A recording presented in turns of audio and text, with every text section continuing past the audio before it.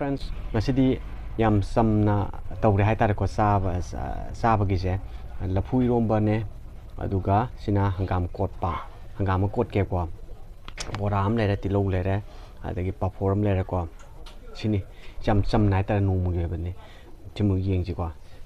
ngi ngasi je thap jam chin bai tar aduna yam hatu to bagi kitang mathel lu ko je kitang marang kai dre thap chin mana maram moidana masi tia song tong jikula phui ram ai han boina tong ja bane yeng asi ai wangam suam haita bane mayam sa na sum kainu kana sum hajar ke ko wow la phui ram se sa tiam kan ai hai odo sum yeng je sa ba je kan di kana ba dagi hau jo hau bane ba ko la phui ram je am ai pam je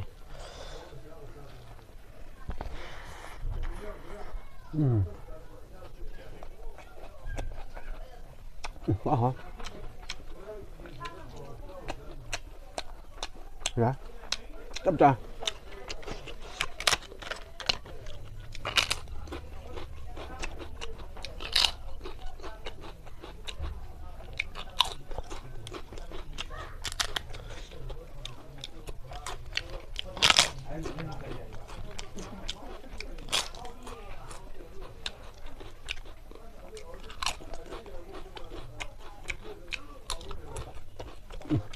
bên trái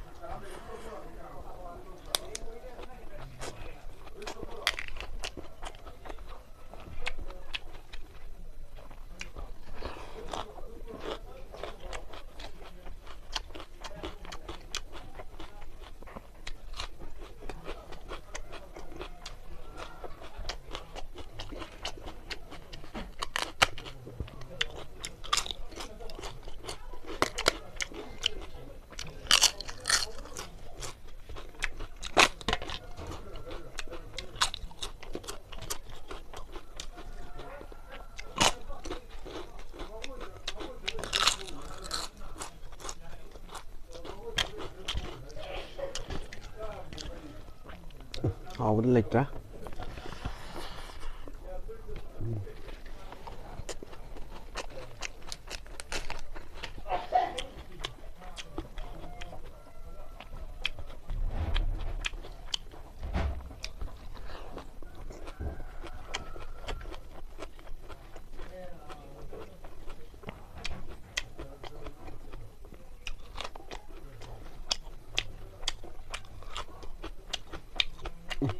hả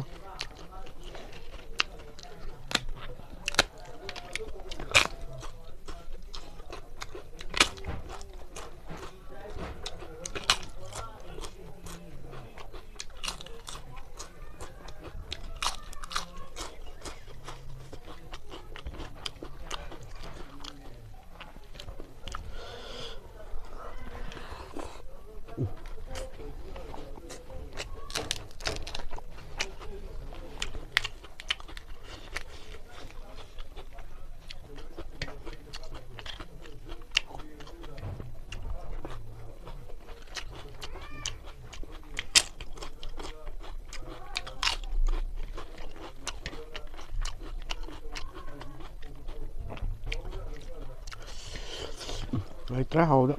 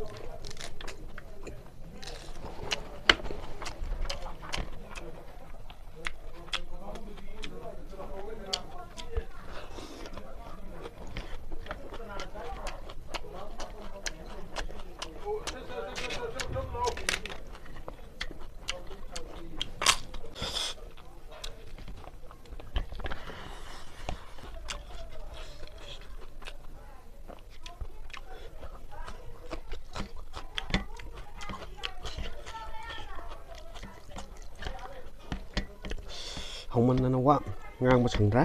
ꯉꯁꯤꯗꯤ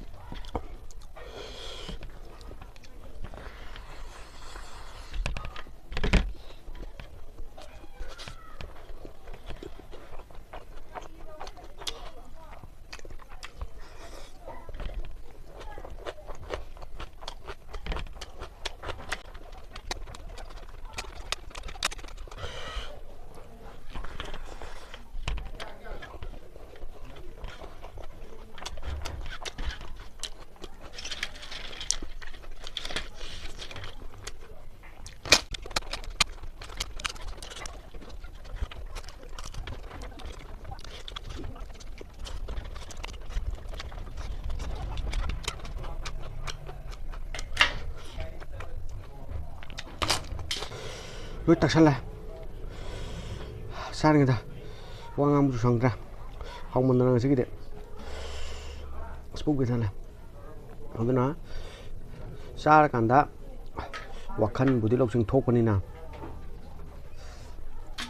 ꯋꯥꯈꯜꯕꯨꯗꯤ ꯂꯧꯁꯤꯡ ꯊꯣꯛꯄꯅꯤꯅ ꯆꯥꯔꯒꯁꯨ ꯃꯇꯝ ꯃꯥꯡꯍꯟꯕꯤꯒꯅꯨ ꯃꯁꯤ ꯍꯦꯛ ꯂꯣꯏꯕꯗ ꯑꯩꯁꯨ ꯊꯕꯛ ꯇꯧꯕ ꯌꯥꯕ ꯉꯥꯏꯍꯥꯛ ꯄꯣꯊꯥꯔꯒ ꯇꯧꯗꯣꯏꯅꯦꯕꯀꯣ ꯑꯗꯨꯅ ꯃꯇꯝꯁꯦ ꯌꯥꯔꯤꯉꯩ ꯃꯥꯡꯍꯟꯕꯤꯗꯕ ꯍꯥꯏꯇꯥꯔꯦꯀꯣ ꯅꯍꯥ ꯑꯣꯏꯔꯤꯉꯩꯗ ꯇꯨꯡꯒꯤꯗꯃꯛ ꯈꯜꯂꯒꯀꯣ ꯁꯥꯇ꯭ꯔꯒꯤ ꯑꯣꯏꯔꯒꯅ ꯁꯥꯇ꯭ꯔꯒꯤ ꯂꯥꯏꯔꯤꯛ ꯄꯥꯕꯗ ꯇꯧꯕꯤꯕ ꯄꯩꯁꯥ ꯅꯨꯡꯁꯥ ꯇꯥꯟꯕꯒꯤ ꯀꯥꯡꯕꯨ ꯑꯣꯏꯔꯒꯅ ꯄꯩꯁꯥ ꯇꯥꯟꯕꯗ ꯆꯠꯄꯤꯕ ꯍꯥꯏꯇꯥꯔꯦꯀꯣ ꯑꯗꯣ ꯌꯥꯔꯤꯉꯩ ꯃꯇꯝ ꯃꯥꯡꯍꯟꯕꯤꯗꯕ ꯃꯁꯤꯅꯤ ꯑꯩꯅ ꯃꯌꯥꯝꯗ ꯊꯝꯖꯅꯤꯡꯉꯤꯁꯦ ꯑꯗꯣ ꯆꯥꯗꯕꯗꯤ ꯌꯥꯗꯦ ꯑꯍꯥꯎꯕ ꯆꯥꯒꯗꯕꯅꯦ ꯋꯥꯈꯜꯁꯨ ꯅꯨꯡꯉꯥꯏ ꯅꯨꯡꯉꯥꯏ ꯈꯟꯒꯗꯕꯅꯦ ꯊꯣꯏꯗꯣꯛ ꯑꯩꯈꯣꯏꯅ ꯌꯥꯝꯅ ꯍꯦꯟꯖꯟꯅ ꯈꯜꯂꯣꯏꯗꯕꯅꯦ ꯐꯠꯇꯕ ꯑꯗꯒꯤ ꯀꯔꯤ ꯍꯥꯏꯇꯥꯔꯦ ꯋꯥꯈꯜꯗ ꯍꯛꯆꯥꯡꯗ ꯁꯣꯛꯀꯗꯕ ꯋꯥꯈꯜ ꯍꯥꯏꯇꯥꯔꯦꯀꯣ ꯃꯁꯤ ꯌꯥꯔꯤꯉꯩ ꯈꯜꯂꯣꯏꯗꯕꯅꯦ ꯅꯨꯡꯉꯥꯏ ꯅꯨꯡꯉꯥꯏꯅ ꯂꯩꯒꯗꯕꯅꯦ ꯁꯤꯅꯤ ꯑꯗꯣ ꯑꯩ ꯚꯤꯗꯤꯑꯣꯁꯦ ꯅꯨꯡꯉꯥꯏꯕꯗꯤ ꯂꯥꯏꯛ ꯁꯕꯁꯀ꯭ꯔꯥꯏꯕ ꯇꯧꯕꯤꯔꯝꯃ ꯃꯇꯨꯡ ꯇꯥꯕꯗꯁꯨ ꯅꯨꯡꯉꯥꯏꯕ ꯚꯤꯗꯤꯑꯣꯒ ꯂꯣꯏꯅꯅ ꯑꯃꯨꯛ ꯄꯨꯗꯨꯅ ꯂꯥꯛꯆꯒꯦ ꯉꯁꯤꯒꯤꯗꯤ ꯀꯥꯏꯅꯔꯁꯤ